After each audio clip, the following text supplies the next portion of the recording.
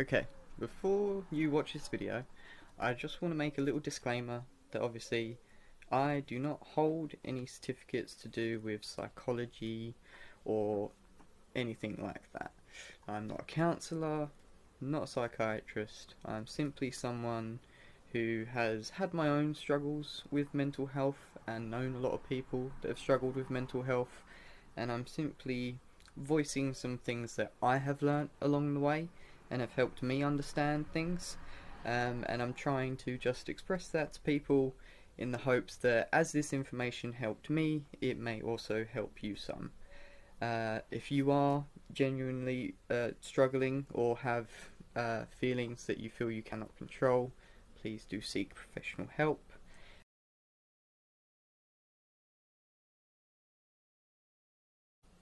If you are simply looking for something to maybe help you cope with your emotions a little bit better, I feel this may help. Now that said, on with the video. Hello everyone, and welcome to another video. This one is going to be about self-fulfilling beliefs. So our beliefs have a big impact on what we do. Obviously, if you take any action, it is because you have a belief that drove that action, and usually a motivation um, relating to that belief.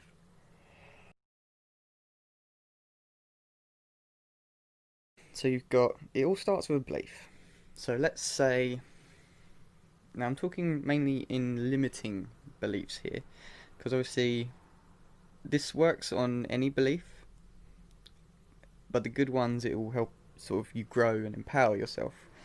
The problem comes when we have this belief, and it's something that stops us from taking action as opposed to taking action, or limits the amount of action we have because we don't believe in the actions we're doing.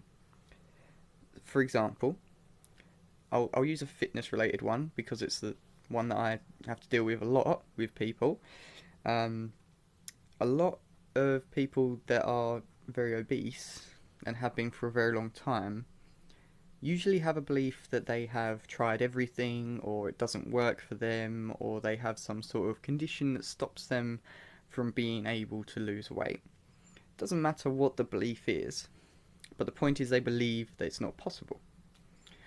So even if they do start going to the gym or changing their diet, they'll often not do it to the full extent.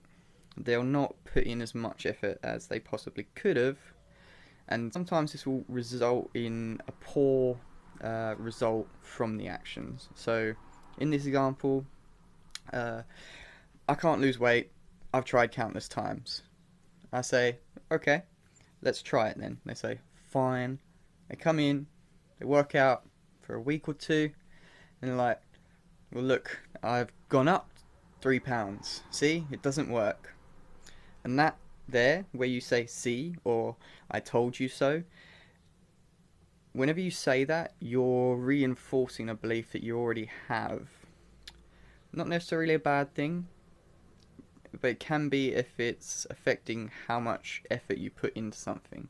The point is, anything you want in your life is going to take a lot of effort, and so you have to be willing to put in a lot of effort. That is why a lot of health and fitness things are very aggressive from the outside. Like, it seems aggressive because they're all like, "Yeah, do it" and stuff like this, but it's more that it requires a huge amount of effort, and we're trying to motivate people to put this effort in. And we can say about all the benefits until we're blue in the face, but if you don't believe it, which you likely don't because you don't have any evidence in your life of it so far. If you look, you can see it, but a lot of times, just having the belief that it doesn't work will make you look at that information and say that, oh yeah, for them, but not for me, and then you start separating yourself. And then obviously that can start leading into depression. And this is because when you start separating yourself from other people, you start seeing it as you and them. And obviously, you and them, you're already putting yourself at a distance before anything's even said. Um, I feel that's a big problem with a lot of situations you see. Is just the fact that they forget to they hold your values and beliefs a bit too close to heart, and you let it get in between your attempt to create relationships with people and genuine connections. So this is why it can be really hard, excuse me, to change your beliefs, because often if they're a bad belief, they're likely been fed into a lot. Because even if you don't take that action, having that belief affects how you look at things. So often what happens, a lot of people that have the belief that they can't do it because they are some special circumstance that allows them to not lose weight, um, they will see people that are attempting to help them, like for example this video where I say that, well, they can, there is no evidence of anyone who can't lose weight. um, they take that quite offensively, because to them I'm not saying that, well, I believe you can do it, I believe you have that strength. Having that belief sort of already again creates that this and them, you and me sort of thing, and they think it as a attack. Now, this is a very common thing that you find in depression. If you've ever tried to talk to someone because you feel like you may have a better perspective of it, because you're not enveloped in all of the emotional sort of side that comes along with being, dealing with things, because you can see it from your side, like outside of you. When you're in it, you can't. That very belief almost puts blinders on you, and so you see anyone trying to. It's really weird. I don't know how to explain it. That's why I'm trying to talk to you guys about it. But basically, when you have a belief that you can't do something and someone tells you otherwise, you get defensive. We all do it. I do it. We don't even notice it. I've started to notice it. The more I talk about it and think about it and look up all the research about it. Basically, yeah, when you start identifying with a belief or something, and sort of your mind will look for evidence for it. Our mind doesn't look for just evidence. We always have a bias. It will always look for things to confirm what we already believe. The brain doesn't look for things to disprove our beliefs, because then our own brain would be messing with our own psyche. The brain tries to protect our psyche or what we believe in by just reconfirming what we believe by looking for those things. And that's what happens when you have a self-fulfilling belief, and it affects the amount of effort that you put into the actions that would turn that belief around. If you can just, this is what positive affirmations are sort of targeting. It's the idea that the more you tell yourself, the more your mind will look for things that are contrary to the belief that you have.